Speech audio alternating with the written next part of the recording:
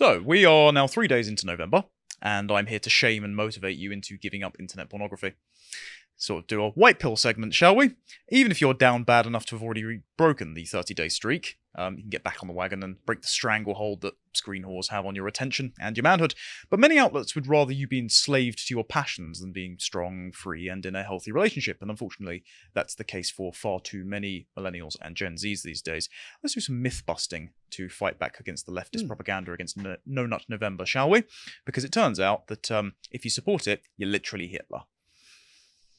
Big brain take. When you do eventually quit it and find the woman of your dreams, you can go over to our website and subscribe to get some advice from Patrice O'Neill on exactly how to best treat your woman. I wanted to go down to the comments on this specifically just because, there was some interesting stuff from a gentleman named Scott Smith, and he said that my ethic around universal brotherhood, essentially, so like don't poison the well by sleeping with all the women that your friends might end up wanting to make their wives, is amountable to leaving the campsite as clean as you could find it. And I advise people also, if they subscribe, just scroll through some of the insightful comments and get some wisdom from our reviewers, because we always appreciate your feedback. Anyway, on to the first article, shall we? There's loads of it as well. Yeah, I know. Great interaction. Well, people seem very impassioned about dating issues these days because you either pay your wisdom forwards or we're trying to collectively crowdsource an instinct that has been lost to time, and unfortunately porn has been a massive part of that. So let's go through the rules according to Metro, shall we? The origins of this particular challenge can be traced back to 2011. The first recorded entry of the challenge on forums like Reddit and 4chan. It's now a pretty widespread affair with strict rules as outlined by Urban Dictionary. You cannot have sex, which I don't think was meant to be a proper rule, but there we go. Sex? Yeah, that seems silly to me. I thought you couldn't masturbate. Yeah, that's the version that I've heard. I thought the point was to try and get you to have sex. Yeah, to try and get into a relationship. But we're going to ignore the leftist media's version of this. Also, their version says you're allowed to watch pornography, which doesn't make any sense. Exactly. So you see how the leftist propaganda is already taking hold. It's like, oh, don't worry, guys. You can deny yourself the function of it, but you still got to stay hooked on porn. So I'm married, so I've never done this, and I never thought about this in any way, shape, or form. But I've always, just had this sort of cultural osmosis. It's been, you don't masturbate, you don't look at porn. It's about self-control and having a bit of dignity. Yeah, it's to break you out of that mindset which is stopping you from pursuing a relationship in the first place. Yeah. So I don't know if this is a direct thing from the original post, but if it is, that's not the way it has evolved culturally, because I think it's been an annual reminder as to all of the relationships lost to pornography addiction, and try and get you to be accountable to your fellow men to try and break that stranglehold. Poor choice of words on my part. You don't have 3 strikes. You have 1 shot at it. If you miss, you're out. Again, if you've already fallen off the wagon, at least give it another try, please. Yeah. And it just summarizes with, look, man, just don't service yourself within 30 days. Seems pretty sensible. The article then goes on to paradoxically blame increasing rates of erectile dysfunction since the advent of easily accessible internet porn on too little masturbation. Oh, yeah, that's the problem. Yeah, definitely. Yeah, you're definitely not cooming enough. Yeah. If we go to the next one, we can see how... I tell you what, man, I remember when I was young, and if there's one thing you realise, it's not getting laid really makes it difficult to get an erection, man. That's just it's so ridiculous. It's that play. You find one Playboy in the woods and it's the end of it all. You're basically Varys from Game of Thrones. It's so ridiculous.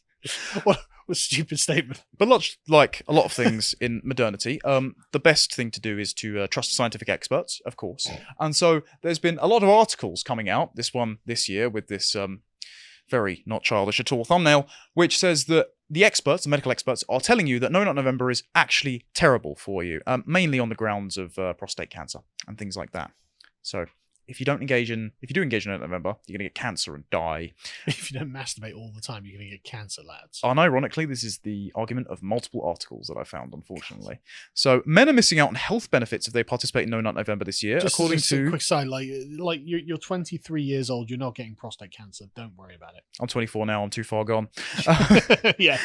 Malik said that while proponents of the month-long abstinence from masturbation often portray it as beneficial for your mind and body, there's no substantial research to back those claims.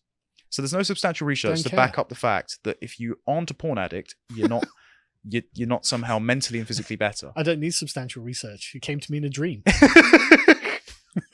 Specifically dry one. Malik told Insider that in addition to making you feel good, servicing yourself can reduce stress and may even decrease your risk for prostate cancer. Oh, yeah, just sit inside. May decrease your doing a lot of heavy lifting there. Also, reduce stress. Dopamine is like the mechanism for porn and masturbation addiction, and dopamine is the excitement hormone. So if you are constantly pursuing it, there's a reason why some men, when they get anxious or stressed, because they've been inculcated to watch pornography and feel excited, their first thought is to, I'm in a dangerous scenario. It's not fight or flight. They immediately think of pornography. It's rewiring your brain away from its natural instincts. Not good. But it's also just, it can make you feel good. Oh, brilliant. Oh, I guess we better do it then. I'm so glad that I'm a porn addict because I feel, and when they say feel good, what they mean is gives you immediate gratification. Okay, yeah. But then again, like, after days and after months, then you're just this disgusting, sallow porn addict who no one wants to talk to and hasn't spoken to another human being in months. Yeah, well, that's heroin addicts on the street definitely feel good in the moment. Yeah, but exactly. They're not abiding by Jordan Peterson's rule of treat yourself as if you're someone worth caring for. Exactly. And then that fashions you into someone who can care for someone else. And hey presto, you've got the formulation for a relationship, haven't you? But lots of other outlets don't think that. Again, let's go to Lad Bible, shall we? Men who've decided they're going to participate in No Nut November this month might want to listen to a health expert's warnings first. No Nut November means no masturbation and no sex. They also just defer to a YouTuber here. Right, okay. Like health expert, YouTuber. What's really interesting, I'm sure there have been times in my life where I've gone a week or something or 2 weeks without masturbating just because I've been on like a trip with the family or something. And so, you can't. And so, and it's like no one was ever like, oh God, man, you're going to have to find some private time or else you're in a health risk here. Yeah. Like... You're sitting there itching like a crack addict. Exactly. Like, oh man, I can feel the cancer growing. It's ridiculous. This is absurd. But then they go into an insult, and this is the mask off moment. No masturbation, no sex in No Nut November, although perhaps a few of the lads planning on doing No Nut November might not have had that much sex penciled into the calendar for this month anyway. Oh, you're just an incel if you don't like porn. Right, that makes sense. Yeah. Guess we're just incels. Which is ironic, because it's the other way.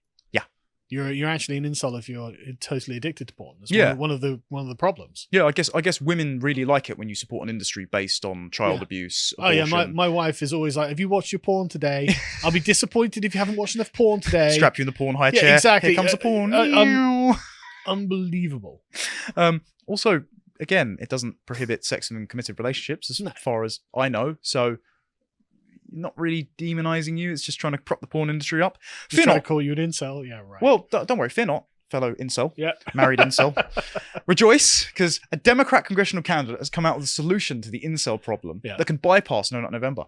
So Alexandra M. Hunt, unfortunate last name, who is an ex-stripper and had an OnlyFans to finance her congressional campaign for $35,000. Okay, yep. She's tweeted out this thread, and it didn't quite go down as she'd hoped. Young men aren't having sex. Fairly true. Nearly a third of men under 30 have not had sex. I wonder why that is. Might be industrial scale porn addiction disincentivizing you from having a relationship, but there you go. A higher percent do not have as much sex as they'd like. They're called married men. Not exactly surprising, but this kind of statistic is a sign of much deeper problems. If we can just scroll down, please, John. Just keep going. Go to the next one, man. Yep. Our society criminalizes sex and sweeps it under the rug. No, it doesn't. What are you talking about? We're living under a bloody pornocracy. Well, that's the funny thing. So she's talking about the legalization of quote-unquote sex work. She means government-subsidized prostitutes for incels. However... Is this the woman who came up with the right to sex?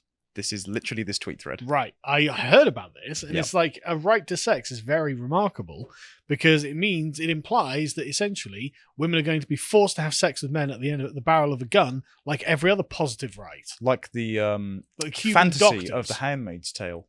But it's literally like the Cuban doctors, where they're like, "Oh, we're slaves to the state, and they force us to be doctors." Yeah. So well, you're prostitutes now.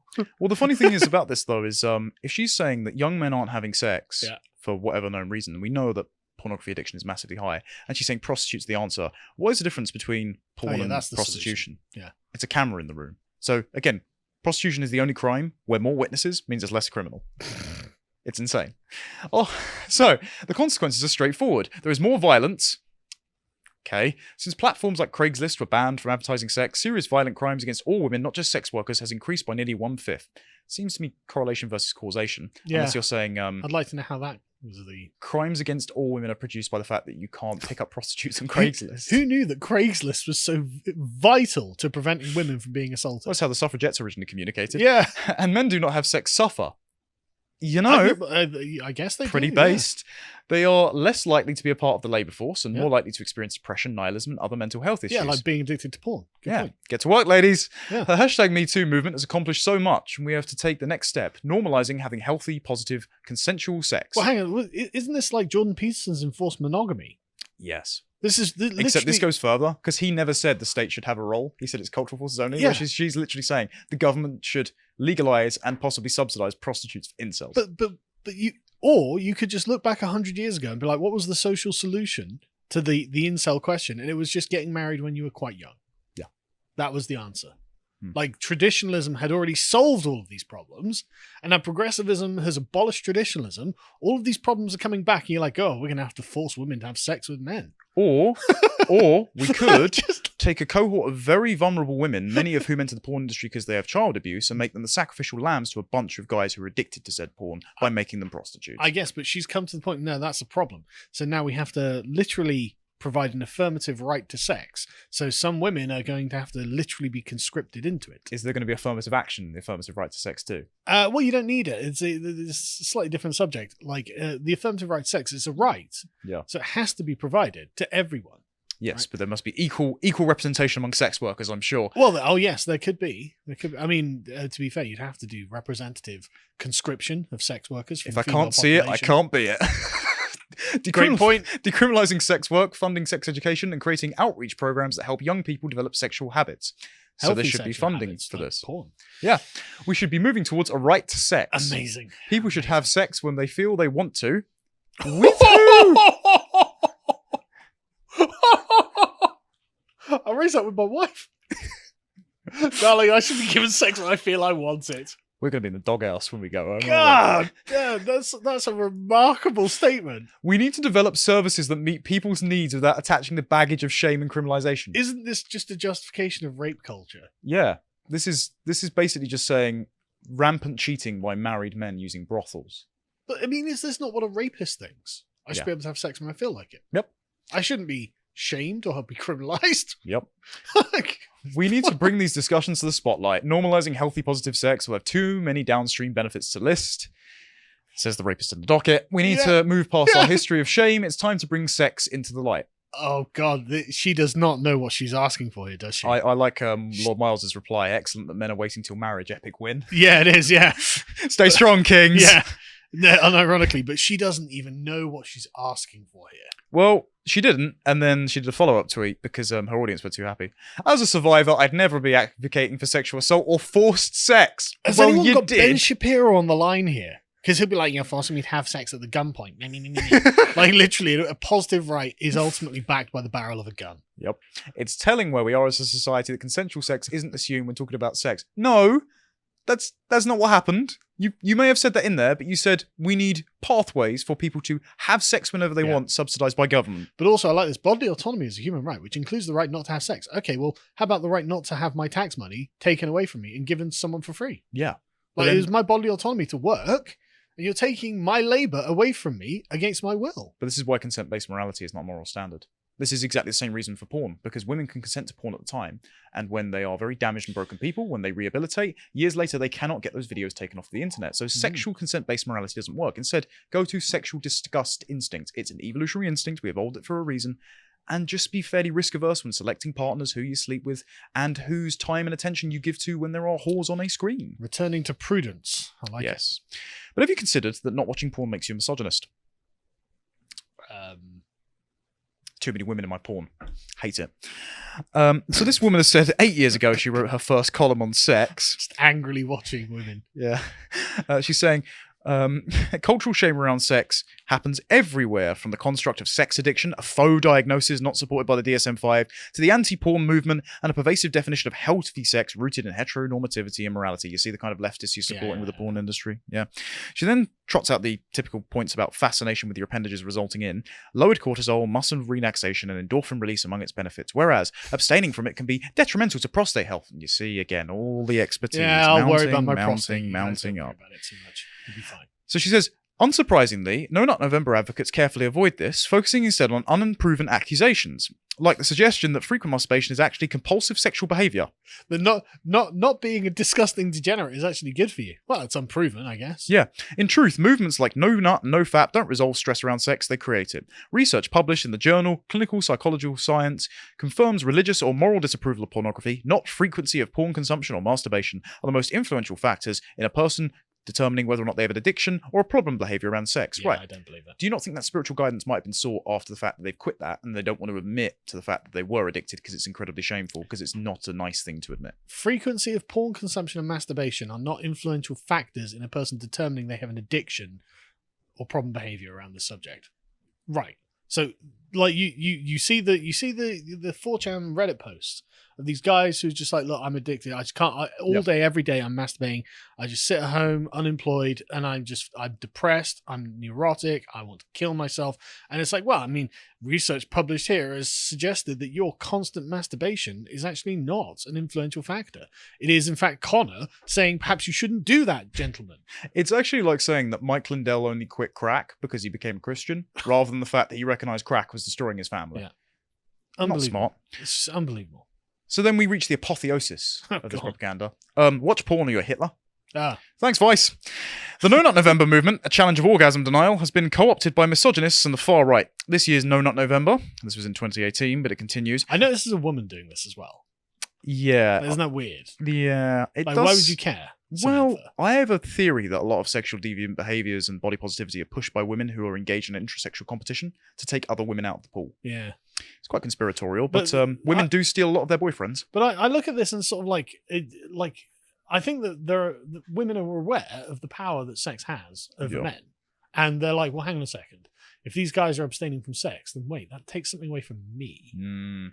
You know, that's my power that's being stolen. So hang on, no, not November. You guys are all horny coomers and you want me more than anyone, surely. Yeah, Thomas did write his Deep Think on OnlyFans where he said feminists won't object to it even though it's commodifying female bodies because it's ultimately at the detriment of men whose time and resources are being funneled up and creating a hierarchical system of female beauty and power what they can use to gynocentrically dominate the market space. And I tell you what, if there's one thing that has become profoundly obvious is the sort of men who use OnlyFans, it definitely creates a dominance hierarchy there. Like I watched a bunch of videos from this Australian woman who, and I don't know how I stumbled on it. She had, like 200 subscribers or something. And I don't know how I got onto it, but she seemed like a really normal person. And she said, I've started OnlyFans. So I started watching all of her videos, talking about it. And you could see that she was really benefiting in a sort of, in a way that it was literally funneling resources to her. Material, but not spiritual. Exactly. She was just like, well, I've got everything I need now. So, Yeah, except love. Well, yeah, of course. But like, it was just remarkable how she had managed to sort of create a sort of herd of simps that would, just give her money. It's like, until she gets too old and they move on to the next one. Sure. But, she was like, early 20s. So this was a long way from the future as far as she could see. But it was just interesting how, there's definitely a hierarchy in play with OnlyFans. And the men are at the bottom of it because it's disgusting. But if you want to break free from that, you're fascist. So, No Not November has resurfaced a connection between abstinence and fascism, with some participants going so far as harassing and threatening pornographers online with its calls to, quote, kill all pornographers. I studied fascism. It's constantly going on about No Not November. Yeah. Honestly, Giovanni Gentili just wouldn't shut up about it. It's like Mussolini, the king of No Nut November, said this, and this was correct. And it was just nonsense. Nothing against the coom, nothing outside the coom. There's a real and concerning connection between the far right, racism, white nationalism, and anti-masturbation or anti-porn beliefs. The far right organisation, the Proud Boys, for an example, has a severe anti-masturbation stance and recently instigated a violent brawl in Manhattan. Correlation and causation, okay? What about masturbation? Yeah. Like the giant brawl about wanking? I remember the coom fights of 2018. There's a growing anti-sex worker sentiment that's growing in the same right-wing online circles. Much of it is wrapped around regressive ideas about masturbation. And if people in the adult entertainment industry say they're being threatened, we need to start listening to them now and not wait until those threats are carried out. We're not going to listen to those ones who have come out of the adult industry and been like, this destroyed my life. It was awful, like we covered in a segment a couple of weeks ago. Yeah, and which we'll be covering this Saturday, funnily enough, to preempt it. But then there's a weird self-report in here. So Hawkins said, the gentleman that's shared one of these memes, when he shared the hateful pornographers must die meme on Twitter, the account was immediately hit with hundreds of responses on social media that were virulently anti-Semitic. One image tweeted at X-Hamster suggested that the porn industry is part of a Jewish conspiracy. What? Nobody said that. Well, I mean, I guess this one image they found on Twitter did.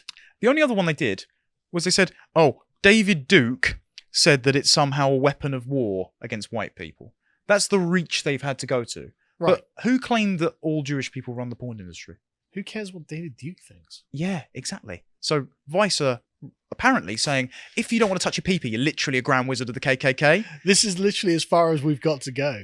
Like, we have got to go to the most, like, remote Nazis on the internet to find one of them, and this is going to shock you, saying that something is a Jewish conspiracy. Now, Vice again, this is breaking news, but these people call everything a Jewish conspiracy because they're Nazis. But it turns out that excessive porn usage is a, quote, anti-Nazi conspiracy, because you might recognize this name when I bring it up.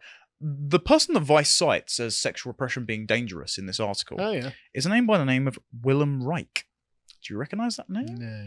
So I'll just read this paragraph out. In 1933, Willem Reich wrote The Mass Psychology of Fascism, which attempted to explain the success of authoritarian systems and ultimately the popularity of Nazism over communism at the time through sexual repression. Reich is quoted as saying, the formation of the authoritarian structure takes place through the anchoring of sexual inhibition and anxiety. And Reich was the person they blamed this on. Not blamed, based it on. If we can go to the next one, please, John. Do you remember covering this? I do. This was the person whose psychology that a bunch of German child protective services, based on the idea that if they opened up sexual liberation among children by putting them in the care of paedophiles, that you would not create Nazis ever again. So Vice are citing the man's ideology who led to a bunch of kids getting abused as to why you should watch porn. Very strange. We're not going to go into that further here because you already covered this and we can go on to that. You can watch that on our YouTube channel for that really harrowing segment. Yeah, that was awful. Yeah. So, I mean, it just really doesn't take much imagination to think what's the result of putting a bunch of children in foster care with pedos going to be. I mean, you can guess, obviously. Did it create any Nazis? Well, I'm feeling kind of radicalized now that I've said it.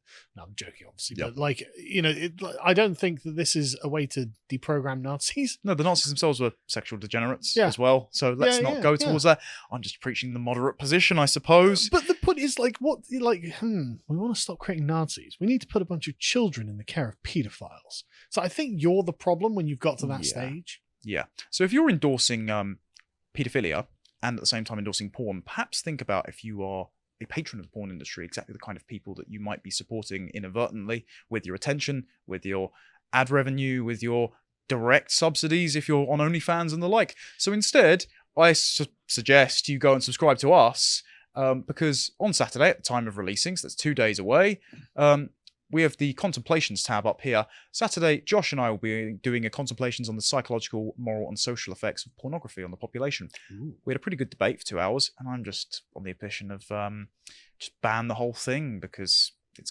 clearly a massive detriment to the people, the abused, vulnerable people that it relies on to create a steady stream of bodies that are pseudo-willing participants. Which is what the ex-porn actors say. Yep. And you, if you're still watching, it's destroying your life. Quit. Don't listen to the leftists, and I hope you find the relationship you deserve. Stay strong, Kings. If you appreciated that segment from the podcast of the Lotus Heaters, you can go to lotusheaters.com to check out all the content we have on the site, such as this article from Bo, a red pill testimony. And if you'd like to find out what else we're putting out, you can follow us on Getter at lotusheaters_com on Getter. Thank you and goodbye.